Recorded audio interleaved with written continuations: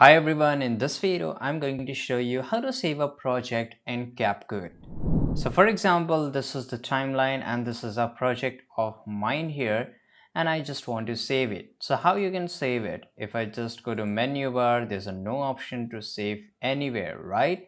Because the save option doesn't exist in CapCut. Yep, this is the real truth. So how I can save my project in between?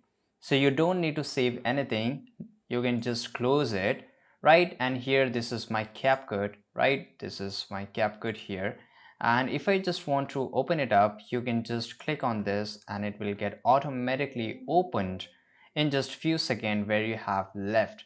So you don't need to save. CapCut automatically save your project. And yeah, it doesn't mean you can just close every project of it. I can just close this one too and still I will able to open it up. So this is how basically you can save your project over CapCut. I hope you found this video very useful. Subscribe.